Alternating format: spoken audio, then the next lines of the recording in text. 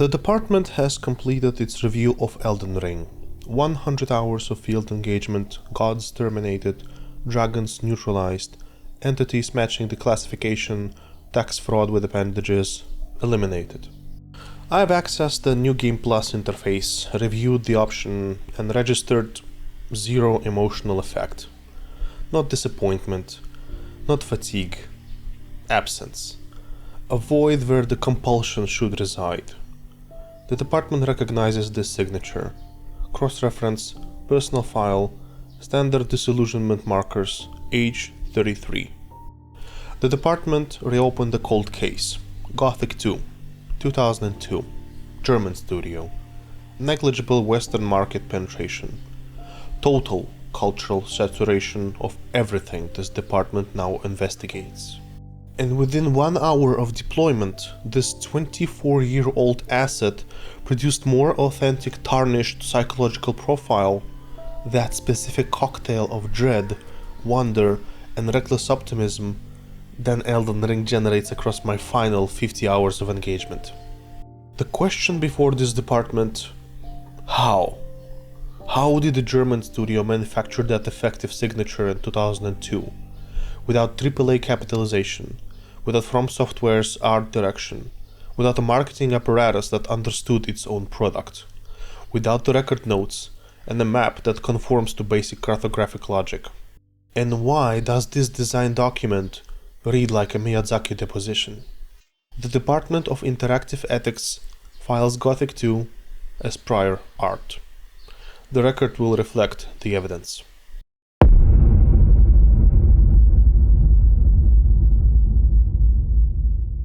Let's start with what people actually love about Elden Ring. It is the feeling of being small in a world that doesn't care you exist, like you're not even there. Elden Ring gave us an open world where the map gives you almost nothing, where you ride into a valley and get one-shotted by a dragon that wasn't telegraphed before by a sign or white fog, where stunning revelations given to you felt desperate and bleak in retrospect, where a touch of a human being could spell death to your character, many deaths. Find it right here, but placed in most bizarre, agonizingly cryptic way possible. It's almost as if the world doesn't rotate around you. It was already there. You just happened to log in.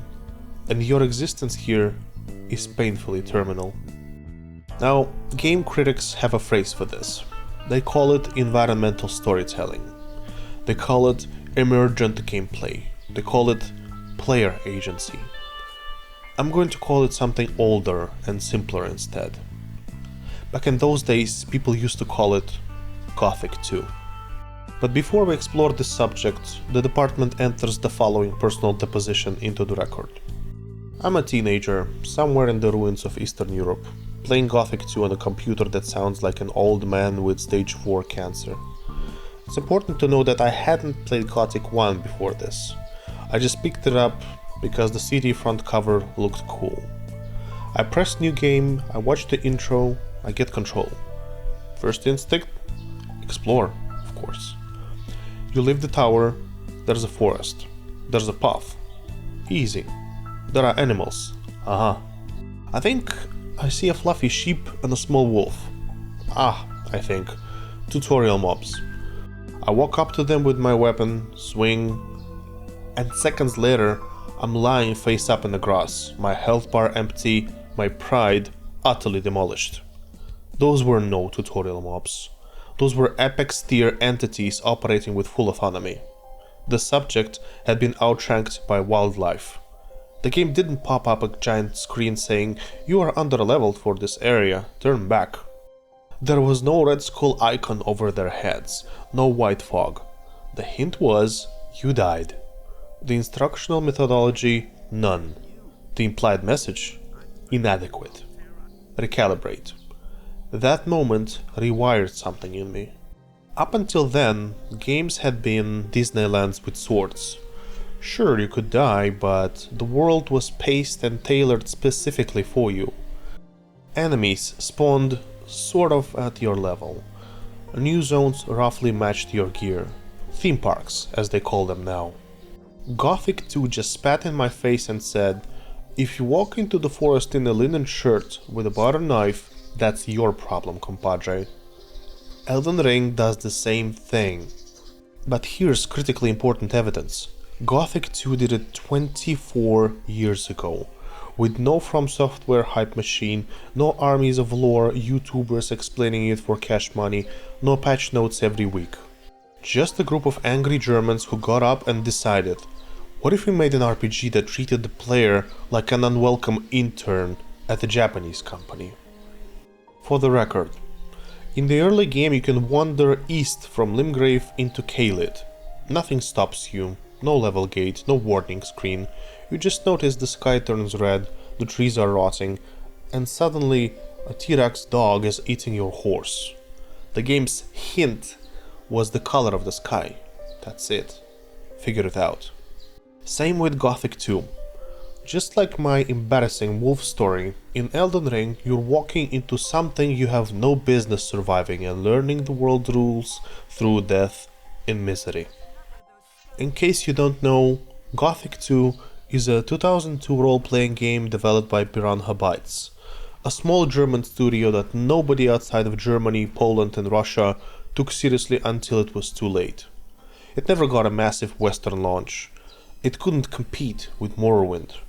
Its English localization was okay, but not praiseworthy. Its graphics were dated on release. Its tutorial non-existent. And yet, it is one of the most important role-playing games ever made, and I'll die on that hill. Not because it invented the open worlds. Ultima did that back in 1981. Not because it invented difficult combat. Plenty of games got there first. But because it did something almost no game before or since has done as well. It made a world that felt like it existed without you. And if you loved Elden Ring, and I mean really loved it, not just the bosses, but the exploration, the mystery, the sense that you were discovering something rather than mindlessly consuming it and leaving scorched earth behind, then Gothic 2 is going to do something to you. Something incredible. Elden Ring players understand hostile design, no argument here. Gothic 2 operates on the same principle, but in a different shape. Where Elden Ring is hostile in combat and boss design, Gothic 2 is hostile in the daily operations of existence. Strictly speaking, you're not the classic type of chosen one. You're not the tarnished. You're just the nameless hero. A man in a prison jumpsuit with the social skills of a rotten skunk carcass. You start in rags. Literally, no armor, no class, no specialization, no onboarding, no build planner. And you walk into town, Khorinis, and immediately the game hits you with what I will call the social boss fight. No tutorial box, no quest marker over NPC heads. Just a living, breathing medieval town that, the department notes for the record, does not give a fuck about you. Guards will tell you to get lost. Some merchants will barely look at you. If you try to walk into the upper quarter, they stop you like an ugly bouncer in a fancy nightclub. You don't belong here. Go away. Elden Ring hates you through its hordes of enemies. Gothic 2 hates you through its social hierarchy. You have to earn respect, or die trying. In Elden Ring, your power is largely determined by your stats and gear. Higher numbers mean a higher chance of survival. In Gothic 2, your power is also defined by who knows your name. You want to join the militia? Prove you're useful. Get a recommendation. You want to join the mercenaries? Work for Onar, the landlord from Hell, and his band of psychos. You want to join the mages? Good fucking luck. Their intake process has more stages than grief. And the onboarding alone could be classified as hazing. Gothic 2 gamifies something Elden Ring barely touches.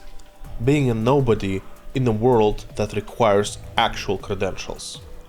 And if you've ever tried to get a job with a liberal arts degree on your CV, you know exactly how it feels.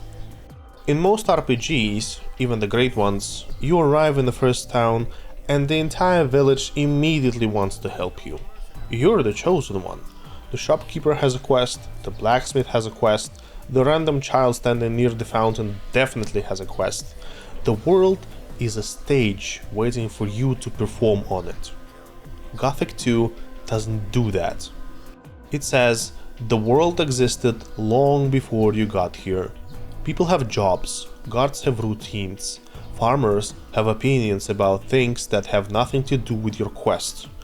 And until you earn your place in this ecosystem, you're not a hero. You're an inconvenience. Now get lost. And here's what I mean. The NPCs in Gothic 2 run on a schedule. The farmers wake up at dawn, work their fields during the day, go to the tavern at night, go home and go to sleep. The guards rotate shifts. The merchants close up shop. If you want to rob someone's house, you can, but you have to wait until they're not in it because they'll be in it, on a schedule, like actual people are. This sounds like a small thing, but it isn't. Far from it. When an NPC behaves according to the logic of the world rather than the logic of player convenience, something shifts in how you relate to that world. You stop thinking of characters as quest dispensers and start thinking of them as real inhabitants. You start feeling like a passing visitor rather than a protagonist. And here's the effect. You start paying attention. You start listening to conversations that don't technically concern you. You start watching what people do and wondering what it means. You start building a mental model of how this place works.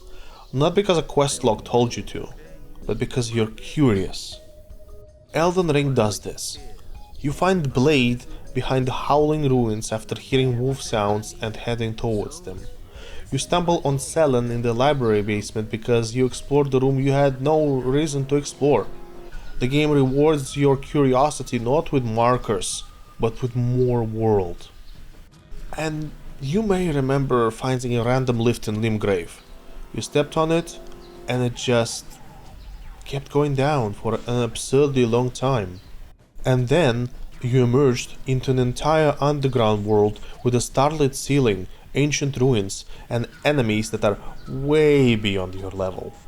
No quest sent you there, no NPC mentioned it. You just instinctually found a hole in the ground and discovered an entire civilization. Gothic 2 took that approach to NPC and world design 2 decades earlier, and it went even further. Because in Gothic 2, the world doesn't just react to where you go, it reacts to who you become. About a quarter of the way into Gothic 2, you make a choice. Not a dialogue wheel choice, red or blue, not a press X to be evil choice. No, a real, structural, you will live with this forever kind of choice. You pick a faction. There's a specific memory burned into my brain like a bad logo you see 1,000 times because you can't beat the game. The position continued. I'm maybe 12. My parents have no idea what I'm doing. They assume homework. I assume they're lying to themselves to survive and think of themselves as good parents. I arrive on the island of Corindus for the first time, and slowly I discover the 3 main faction paths. The militia, serving the king and his dying order. The mercenaries, serving the landowner Onar and his bitterness. The fire mages, serving themselves mostly, and a god that might have already walked out of the building like Elvis. I spent days agonizing over who to join. I remember walking in circles around the city, talking to every NPC, trying to imagine my life in each uniform. If I join the militia, I get the armor, law, and the bed in the barracks. But I'm chained to a system that smells like it's already rotting from the head, like a fish your near-blind grandma bought at the market. If I join the mercenaries, I get freedom, coin, and a chance to punch Onar in the face when no one's looking. The only world where I could stand up to the bullies was digital. The department does not editorialize on this. If I join the mages, I get knowledge, power, respect. But I'm also signing up for a lifetime of talking like a philosophy student at 3 AM in a game without mana regeneration. No quest marker told me this is the good path. There was no canonical correct ending, just a choice with permanent consequences. And Elden Ring brought this feeling back for many people through its various endings, NPC routes and covenants. But Gothic 2 lives in that space from the beginning. Who are you with? Whose uniform do you bleed in? And what does it say about you that, out of all the options, you chose this version of misery? That's something Elden Ring players understand intimately well. Gothic 2 just puts that intuition into smaller, sharper focus. You join one, and from that point on, the game changes. Not cosmetically, structurally. Different factions unlock different quest lines, different areas, different characters who will speak to you, and different skills you can train. A Fire Mage path is essentially a different playthrough from a mercenary path. No different ending slides, just different experiences, different people you spend time with, different problems you solve, different enemies you make. Now, Elden Ring has covenants and endings. It has choices that affect things, but they're largely transparent. You can look up what each ending requires, make decisions accordingly, and play multiple times to see different outcomes or watch it on YouTube if you don't want to bother finishing the Dung Eater questline. The game hands you information and lets you optimize. Gothic 2's faction system is messier than that. It's murkier. You don't fully understand what you're signing up for until you're already in it. And that is the point. Because that is painfully similar to real life, isn't it? The mercenaries are the most interesting example. On the surface, they look like the cool guy option. Rough, independent, smoking weed, free from the rules of the city. And they are. But joining them also means accepting that your allies have actual beef with specific people in Khorinis. The world has factions before you show up. You don't create the conflict, you enter an already brewing one, like coming late to a party where everyone's already half in the bag. This is a design philosophy that almost no modern RPG has matched. Gothic 2 doesn't tell you who's right, because there isn't a right. There's just a world doing what it does, and you have to find your place in it. This is the DNA of what Elden Ring's questlines are trying to do. Ranni's questline and the Volcano Manor questline don't tell you how to feel about them, you're just gathering information in real time.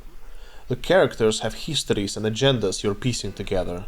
The world was already in motion. Gothic 2 built that approach from scratch in 2002 with a fraction of the resources. It is the ancestor of modern RPG quest design, the messy, complicated, alive kind. And it never gets the credit it deserves. Piranha Bytes offices are now permanently closed. The department files this without commentary. One of the reasons Elden Ring works so well is that your build actually matters. You feel the difference between a Dex Equilibrist with 2 katanas and a Faith build throwing laser beams from across the entire map. Gothic 2 is from the era before build diversity became a top 1 fetish globally, but it does something even more important. It makes your build feel like a biography you can read. Every time you level up in Gothic 2, you don't automatically get stronger, you get learning points. 10 of them, to be precise. Then you have to go out in the world, find a teacher, and pay them to teach you. You want to get better at swords? Find a mercenary, or a guard. Want stronger magic? The water mages or fire mages, if they even tolerate you yet. Want to become good at sneaking and lockpicking? You'd better cozy it up with a Thieves Guild. Your stats are a record of your social and economic history, the places you've been, the people you've known. They tell you, you spent 10 levels doing mercenary work with Lee's boys, or you spent 20 levels as a kingdom-issued cop. Or you wasted half of your life stealing other people's chalices and running from guards to the harbor district. Compare this to Elden Ring, where you just sit at the grace and inflate vigor like a credit line with no collateral. In Gothic 2, every increase is a decision that costs you money, time, and social capital. Suddenly, strength 80 is not just a number, It's a stack of dead wolves, farmers' quests, and one very unpleasant death to a blacksmith who hates you because you didn't kill an orc. For Elden Ring players who love the feeling of a long, painful progression, Gothic 2 offers a different kind of power curve. Less about numbers, more about actually becoming someone. Someone that matters. Gothic 2's island of Khorinis is not big. By the standards of modern open-world games, by the standards of Elden Ring, it is tiny. You can walk from one end to the other in about 40 minutes if you don't get killed by a pack of goblins. There is no convenient fast travel. There are no dozens of chalice dungeons auto-generated to fill up the space. The department's assessment? Gothic 2's map size is one of its greatest achievements. Because every square meter of that island was designed by a human being who was thinking about it. Compare this to the modern open world approach. 100 locations on the map, 500 collectibles, 40 towers to climb to uncover the map, 20 bandit camps that all look the same because they were generated from the same template. There's nothing wrong with scale. Elden Ring's scale is part of what makes it glorious. But Gothic 2 is arguing, convincingly, that density beats size any time of day. If a human being has thought about every inch of your world, players will feel it. Not consciously, maybe, but they'll feel the difference between a world that was made and a world that was generated. Elden Ring's dungeons know this. Stormvale Castle isn't a sequence of rooms. It's a castle. A real castle that you can learn building rather than memorizing a map. That sense of understanding the space, of having the geography click, is one of the most satisfying experiences in modern gaming. So it's not all bad. Not necessarily. Gothic 2's entire world is like that. The city of Khorinis is not just a forgettable level, it's a living, breathing town. The monastery up on the cliff is not a dungeon entrance, it's a place where people live and work. When you understand geography of the island, and you will, eventually, because the game won't give you a waypoint, you feel like you actually know somewhere. Like you visited it. Physically. I have played Gothic 2 multiple times over multiple years, and I could draw you a rough map of Khorinis from memory alone. I could tell you which streets connect to which, where paladins live versus the mercenaries, where the farmers are versus the mages. I cannot do that for the most of the games I've spent hundreds of hours in, because most modern open worlds are memorized rather than known. Gothic 2's world is known. Elden Ring's atmosphere is operatic. Gothic 2 is less concerned with mindless spectacle. Its atmosphere is closer to the half-abandoned towns I grew up in. Stone houses leaning a little too much to one side, wooden fences that have seen too many winters, a tavern with 3 drunk men who have been 45 years old ever since the dawn of time, cramped, slightly miserable, but undeniably alive against all odds. And I love it. When I walk into Khorinis, I don't feel like a destined hero. I feel like a guy who got off the wrong bus. I hear the blacksmith hammering, I hear people gossiping, I hear the town crier doing his thing. And Elden Ring players will appreciate this because it's the other side of the same coin. From Software gives you worlds collapsing under cosmic pressure. Gothic 2 gives you world collapsing under the weight of very human stupidity. Taxation, bad leadership, exploitation, a failed mining operation. Less about outer gods, more about the boss didn't pay us. And as someone who has sat in real meetings where real men in cheap suits explained why whole departments needed to disappear for efficiency, Gothic 2's atmosphere feels uncomfortably familiar. If Elden Ring is the ultimate death of gods, Gothic 2 is the complete death of a small country where the wrong people get to make decisions. And your nameless hero is just trying not to become a collateral. The department rarely permits personal disclosure in official filings. The following is filed as an exception. I've played a lot of games, some of them 8 years of my life. World of Warcraft, where I should have been studying, Pathologic, where I should have been sleeping, RimWorld, when I should have been talking to actual humans and dating girls. Elden Ring was one of the few modern games that cut through the noise. It reminded me what it's like to be small again. And it's a good feeling. But when I want to feel not just small, but also petty and poor and horribly human, I go back to Gothic 2. To that valley, to that town, to those 3 factions, to your friends, to those first fistfuls of gold from an apprenticeship, and finally that pass in the upper city. And for reasons the department has failed to classify, I feel at home. If any of this resonates with you, if you finished Elden Ring and felt that weird emptiness where your next obsession should be, then consider this your invitation. Go back.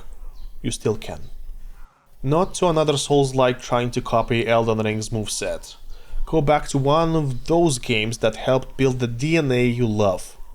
Install Gothic 2, maybe with the player kit and community patch so it doesn't crash if you look at the peasant funny. And walk out that tower, into that valley. Let the wolves bully you, let the farmers talk down to you, let the town swallow you. And when, 50 hours later, you finally walk through the upper quarter in full armor with a sword that actually deserves to be called a sword, you'll understand why I made this video. Not as nostalgia, but as professional advice. I want to close with the larger argument, because this video isn't really about Gothic 2 specifically.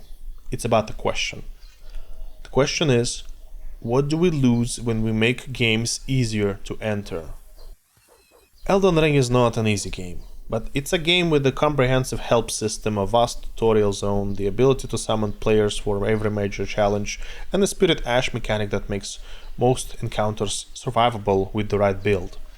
It is a hard game, but it was also designed to be accessible. All those millions of sold copies can attest to that. Gothic 2 is a hard game that was not designed to be accessible. It was designed to be true. True to a vision of world that doesn't bend to accommodate you, to coddle you. And the experience of playing a game that won't accommodate you, of having to rise to meet the world rather than waiting for the world to lower itself to your level, is an experience that's becoming genuinely rare. There's something in that experience that video games used to offer more readily. Before waypoints, before quest markers, before the "we would congratulate you every 20 minutes to maintain engagement metrics to avoid the churn" kind of bullshit. Before game design documents started including phrases like player frustration threshold. Gothic 2 predates all of that. It's from a time where game design meant, here's a world, figure it out. And trust that the player will, if the world is interesting enough to be worth figuring out. The world of Khorinis is interesting enough. If you love Elden Ring, if you love it the way I think you do, the way that's about more than just the bosses and fancy armor sets, then Gothic 2 is going to feel like finding a photograph of someone's face and realizing you recognize the eyes. Different person, same soul. If any of this got under your skin, if you're already tabbing over to GOG, the department recommends subscribing before deployment. Further case files are in progress. The department investigates games that change the medium without receiving credit. The backlog is extensive. New case files are issued on a classified schedule. When the wolves terminate you in the first 10 minutes, and they will, the department requests a field report in the comment section. All depositions are read by the auditor. Now, go get humiliated by 2002 German RPG.